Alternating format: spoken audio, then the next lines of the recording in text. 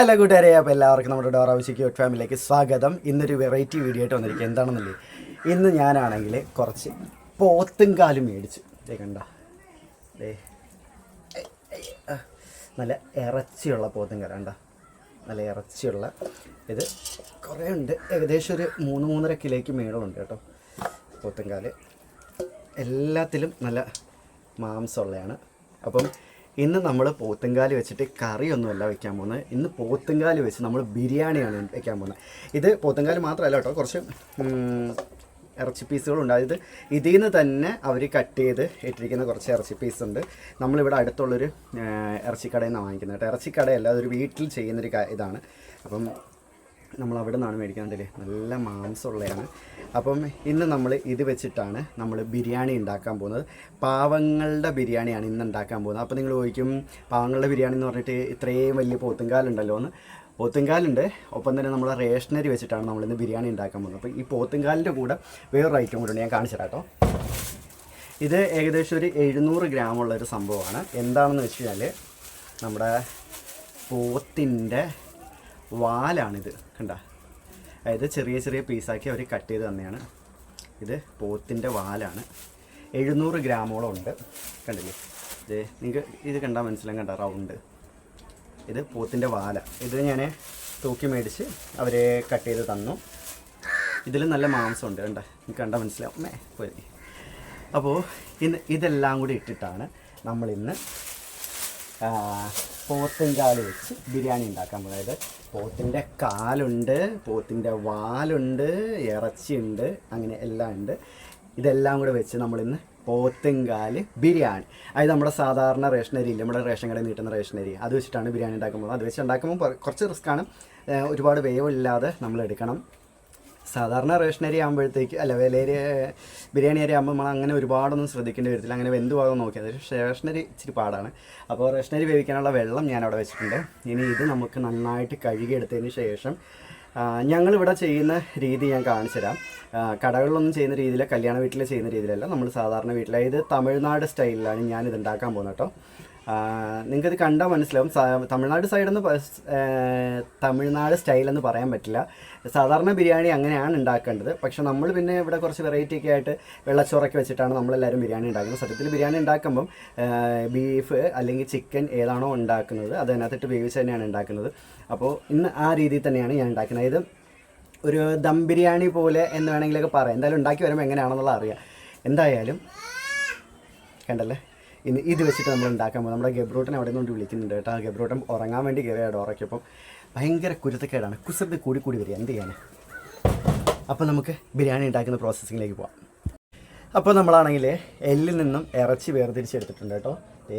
ഏകദേശം ഒരു 2 കിലോയ്ക്ക് മേളിൽ ഇറച്ചി കിട്ടിയിട്ടുണ്ട്. കണ്ടില്ലേ, നല്ല പ്യുവറായിട്ടുള്ള ഇറച്ചി. കണ്ടോ, നമ്മുടെ ബോണിനകത്ത് നമുക്ക് കിട്ടിയതാണ്.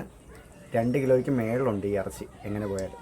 പിന്നെ നമ്മൾ നമ്മുടെ ബോണും തന്നെ വൃത്തിയാക്കി വെച്ചിട്ടുണ്ട്. ഇതേണ്ടില്ലേ, ഇപ്പോൾ ബോണിൽ ഇറച്ചിയൊന്നുമില്ല. ഈ രീതിയിലാണ് ബോണിൻ്റെ ഇപ്പോൾ അവസ്ഥ. കഴുകി വൃത്തിയാക്കി വെച്ചേക്കോ കേട്ടോ. നല്ല രീതിയിൽ കഴുകി വൃത്തിയാക്കി വെച്ച് കൊഴുപ്പുണ്ട്. കണ്ടില്ലേ, ബോണിൽ നിന്നെല്ലാം നമ്മൾ ഇറച്ചി വേർതിരിച്ചെടുത്തിട്ടുണ്ട്. പിന്നെ നമ്മുടെ വാലുണ്ടായിരുന്നല്ലോ, കണ്ടല്ലേ, പിന്നെ അത്യാവശ്യം കുറച്ച് രീതിയിൽ ഇതിനകത്തിരിപ്പുണ്ട്. അതൊക്കെ ഇതിനകത്തിരിപ്പുണ്ട്. അപ്പോൾ ഇത് നമ്മുടെ വാലൊക്കെ ഉണ്ടായിരുന്നല്ലോ, ആ വാലും എല്ലാം കൂടെ എടുത്താണ് നമ്മളിപ്പോൾ ഇറച്ചിയാക്കി എടുത്തേക്കുന്നത്. അപ്പോൾ നമ്മൾ ഇത് 2 രീതിയിലാണ് വേവിക്കാൻ പോകുന്നത്. ബോൺ വേറെ രീതിയിലും അതുപോലെ തന്നെ ഇറച്ചി വേറെ രീതിയിലും നമ്മൾ വേവിക്കാൻ പോകുന്നത്. എന്നിട്ട് നമ്മൾ ഇപ്പോൾ റൈസ് വെന്തുകൊണ്ടിരിക്കുകയാണ്. ആ റൈസുമായിട്ട് നമ്മൾ മസാലയെല്ലാം കൂട്ടിയതിന് ശേഷം ഇതെല്ലാം കൂടി പിന്നെ ഒന്നിച്ച് നമ്മൾ വയ്ക്കുകയുള്ളൂ. കാരണം ഇറച്ചിയുടെ വേവും എല്ലിൻ്റെ വേവും 2 രീതിയിലാണ്. അപ്പോൾ അതുകൊണ്ട് നമ്മൾ ആദ്യമേ നമുക്ക് എല്ല് കുറച്ച് ടൈം എടുത്ത് നന്നായിട്ട് വേവിക്കണം. അതിനുശേഷം ഇറച്ചി വേവിക്കാം. ഞാനിവിടെ എപ്പോൾ ബീഫ് വാങ്ങിച്ചാലും എന്നെ ഇവിടെ വഴക്ക് പറയും. പക്ഷേ എനിക്കെന്ന് വെച്ചാൽ ഇങ്ങനെ ബീഫ് ഇങ്ങനെ പിടിക്കുന്ന സമയത്ത് നാര് പോലെ ഇങ്ങനെ പിരിഞ്ഞു വരണം. എനിക്കതാണ് ഇഷ്ടം. അപ്പോൾ ഞാൻ എന്ത് ചെയ്യും, എപ്പോൾ ബീഫ് വാങ്ങിച്ചാലും എങ്ങനെ പോലെ ഒരു 6 വിസിൽ 7 വിസിലെങ്കിലും ഞാൻ അടുപ്പിക്കും. അപ്പം നന്നായിട്ട് വെന്ത് ഇങ്ങനെ നമ്മൾ പിടിക്കുമ്പോൾ നല്ല സോഫ്റ്റ് ജ്യൂസി ആയിട്ട് ഇങ്ങനെ വരും.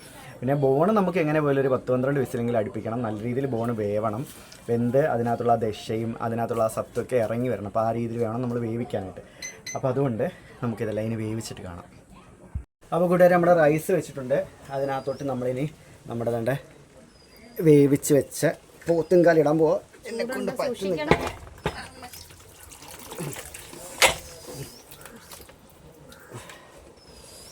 ഒരു വിധമെല്ലാം ഇട്ട് എല്ലാം കൂടെ മിക്സ് ആയില്ലേ? മിക്സ് ആക്കിയാണ് കിട്ടുന്നത്. ഇഞ്ചിയും വെളുത്തുള്ളിയും താഴെ കിടക്കുന്നത്. ഒരെണ്ണത്തെ മാത്രം ഇഞ്ചിക്ക് വെളുത്തുള്ളിക്ക് ഇഷ്ടപ്പെട്ടെന്ന് തോന്നുന്നു, പിടിച്ച് കിടക്കും.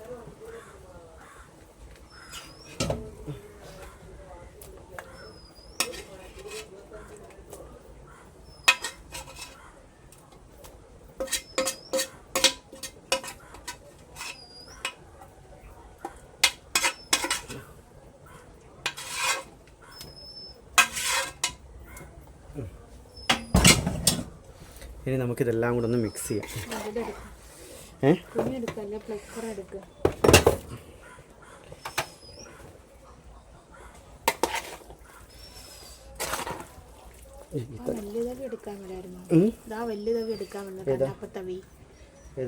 കന്നാപ്പത്തവി വലുത് അല്ല, അത് പറ്റില്ല.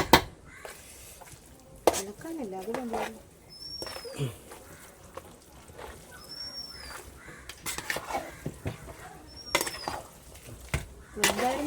എന്ത് എന്ത്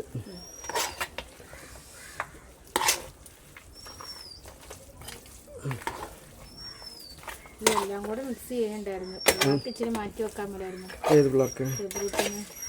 ഗബ്രൂട്ടിനകത്തുനിന്ന് കൊടുക്കാം.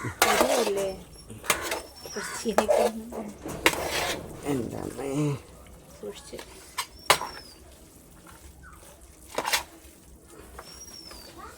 നമ്മുടെ ആദ്യത്തെ ടെസ്റ്റർ നമ്മുടെ അടുത്ത് തന്നെ നിപ്പുണ്ട്.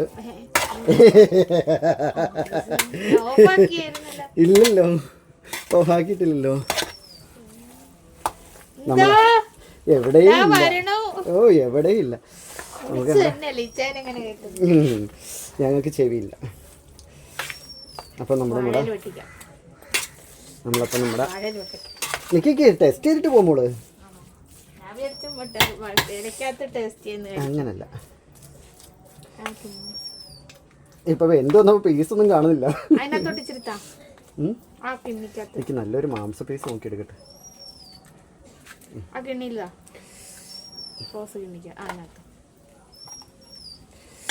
ദേണ്ടേ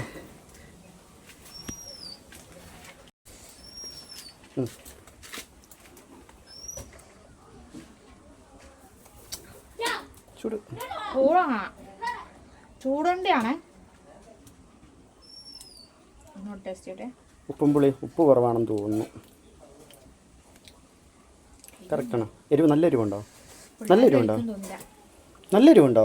ഞാൻ എരിവ് കുറച്ചാണല്ലോ ഇട്ടത്. മുളകുപൊടി ഇപ്പം ചോറിനകത്ത് മാത്രം ഇട്ടത്.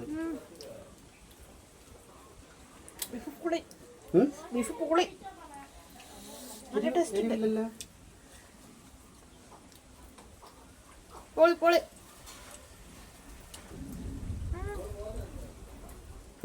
എരിവില്ല. നമുക്ക് ഒരാളെയും കൂടി ടെസ്റ്റിന് വേണ്ടി വിളിക്കാം കേട്ടോ.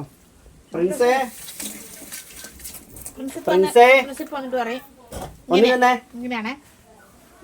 ഉടുപ്പിട്ട് വരണേ.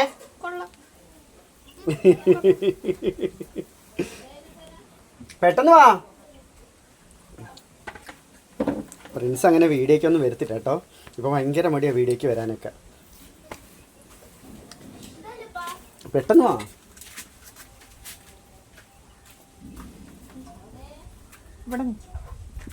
അങ്ങോട്ട് നോക്ക്. ചൂടാ. അവനെ കാണിച്ചിട്ട് പൊക്കണം. ചൂടുണ്ട്. അങ്ങനെ ഇട്ട് കൊടുക്കില്ല. ഇതിനകത്തോട്ടിട്.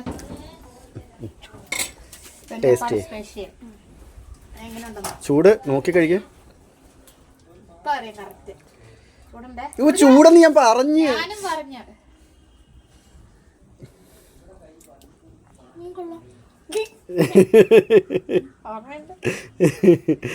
എരിവ് എങ്ങനെയുണ്ട്? കറക്റ്റാണോ? ഓവറല്ല, കുഴപ്പമില്ല. അത് ചോറിന് മാത്രമേ ഉള്ളൂ. ചോറിനകത്ത് കുരുമുളക് ഇട്ടത്. എന്നിട്ട് ഞാൻ പിന്നെ കറി ഇട്ടത്. കറിക്കകത്ത് കുരുമുളക് ഇട്ടില്ല. ആ വാഴയില വിട്ട നമുക്ക്.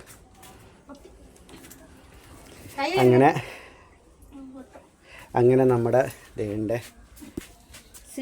ബീഫ് ബിരിയാണി. അതെ, നമ്മുടെ സാധാരണക്കാരുടെ ബീഫ് ബിരിയാണി. ഇറച്ചിച്ചോറായിരിക്കും നല്ലത്. കാരണം നമ്മൾ ബിരിയാണിക്കകത്ത് ഇടുന്ന എല്ലാ മസാല ഇല്ല. അപ്പൊ എനിക്കൊന്ന് ഞാൻ കുറെ നാളെ കൊണ്ട് വിചാരിക്കുന്ന കാര്യം കുറച്ച് ഇറച്ചിച്ചോറ് ഉണ്ടാക്കണം. എനിക്ക് ഈ കൈവേദന വരുമ്പോഴത്തെ എനിക്ക് പറ്റത്തില്ല. വൈകുന്നേരം ആകുമ്പോൾ രാവിലെ ഇച്ചിരി എന്തെങ്കിലും ചെയ്യാൻ പറ്റുന്നുള്ളൂ. അല്ലെങ്കിൽ രാവിലെ ഞാൻ ഗുളിക കഴിക്കണം, വൈകിട്ട് രാത്രി പിന്നെയും കഴിക്കണം, രാവിലെ വേണം ചെയ്യണമെങ്കിൽ. അതുകൊണ്ടാണ് ഇപ്പം തന്നെ കണ്ടായി കൈ പൊങ്ങാൻ പറ്റുന്നില്ല. ഇന്ന് പിന്നെ ഇതുണ്ടാക്കുന്നതുകൊണ്ട് ഇച്ചാൻ പിന്നെ കയറി. രാവിലെ പിന്നെ അമ്മ ഫുഡ് ഉണ്ടാക്കിയായിരുന്നു, അത്രേ ഉള്ളായിരുന്നു. പിന്നെ കൂടി അന്ന് കുളിച്ച് സുന്ദരി അതുകൊണ്ട് ഇറച്ചിച്ചോറ. പക്ഷെ നല്ല ടേസ്റ്റ് ഉണ്ട്, ആ ഒരു ഫ്ലേവറൊക്കെ കിട്ടുന്നുണ്ട് മസാലയുടെയൊക്കെ. അപ്പോൾ ഇനി നമുക്ക് എല്ലാവർക്കും കൂടെ ഇരുന്ന് കഴിക്കാം. അപ്പം കൂട്ടുകാരെ ഞങ്ങൾ എല്ലാവരും ദേ കഴിക്കാൻ വേണ്ടി ഇരുന്ന് നമ്മുടെ ഗബ്രൂട്ടൻ തേണ്ടേ. എനിക്ക് നേരത്തെ വിളമ്പി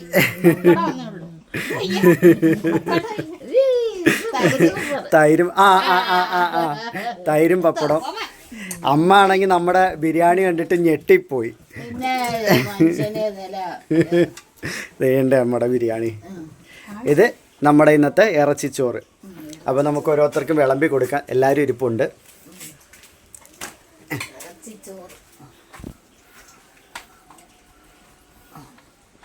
ഞാൻ വിളമ്പി തരാമെന്നാ. അപ്പോൾ നമ്മളെല്ലാവർക്കും വിളമ്പി കൊടുത്തു. വേണ്ടേ പോത്തുംകാലും പപ്പടവും ഗബ്രൂട്ടനും കാണിച്ചു. പോത്തുംകാലും പപ്പടവും ഇറച്ചിച്ചോറും തൈരും. അമ്മയ്ക്ക് തൈര് വേണ്ടേ? എന്ത് പ്രിൻസി കഴിച്ചിട്ട് എങ്ങനെ ഉണ്ടെന്ന് പെട്ടെന്ന് പറ. കഴിച്ചു നോക്കിയിട്ട് പറ. ചൂടാ?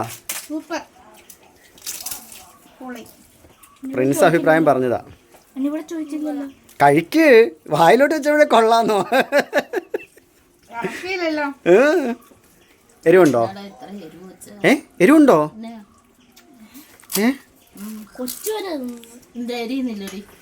അവളും പറഞ്ഞു എരിവുണ്ടെന്ന്. പക്ഷെ എനിക്ക് എരിവ് തോന്നിയില്ല. പക്ഷെ എനിക്ക് എരിവ് തോന്നിയില്ലായിരുന്നു. ഞാൻ കുരുമുളക് കൂടി ഇട്ടതും ഇല്ല. അതുകൊണ്ട് അനാ എരിവുണ്ടോ? നല്ല എരിവുണ്ടോ? ഞാൻ വിചാരിച്ചില്ല ഇത്ര എരിവ് ഉണ്ടാവുമെന്ന്. പക്ഷെ എനിക്ക് നോക്കിയിട്ട് എരിവ് തോന്നുന്നില്ല. അപ്പോൾ ഒരു ഉരുളി ചോറുണ്ട്. ഇന്ന് തീരുമെന്ന് അറിയത്തില്ല. സാധാരണ ഇവിടെ ബിരിയാണി വെക്കുമ്പോൾ തീരുന്നില്ലേ അമ്മേ? അമ്മ ഇവിടെ മിക്കപ്പോഴും ബിരിയാണി വെക്കുന്ന അമ്മയാണ്. വെജിറ്റബിൾ ബിരിയാണി, ഫ്രൈഡ് റൈസ്, പിന്നെ എന്ത് തക്കാളി ചോറ്. അപ്പോൾ എൻ്റെ ഭാര്യ എനിക്ക് ഇത് തരുന്നേ.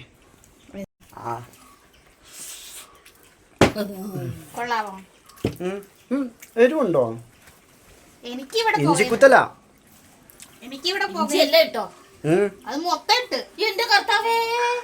ഇഞ്ചിക്കുത്തല എരിവല്ല, കുരുമുളകിന്റെ എരിവല്ല. ഇഞ്ചിക്കുത്തല. ഞാൻ അവന്റെ കൊടുത്തു വിട്ടത് ആവശ്യത്തിന് ഇച്ചിരി എടുത്തിട്ട് ബാക്കി വെക്കണം. എന്തോ ചായയൊക്കെ ഞാൻ വിചാരിച്ച അവള് കൊണ്ടു തന്ന മൊത്തം ഇടാൻ പറഞ്ഞായിരിക്കും. അയ്യോ ഇഞ്ചിക്കുത്തല ആർക്കും കഴിച്ചിട്ട് മനസ്സിലായില്ലായിരുന്നോ? അതിന്റെ ബാക്കി കൊണ്ടുവരണം. നമുക്ക് ചായ ഇടാൻ നേരത്തെ അവളൊന്നും പറഞ്ഞില്ല. അത് ഇടന്ന പറഞ്ഞു കൊടുത്തത്.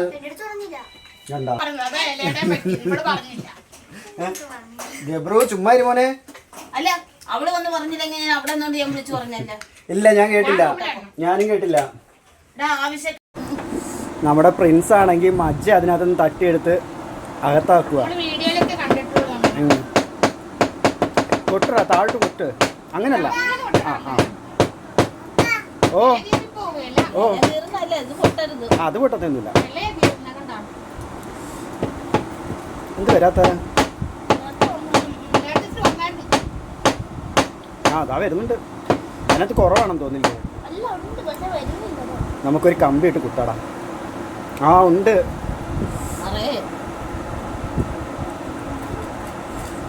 പപ്പട കുത്തി എടുത്ത് കുത്തു.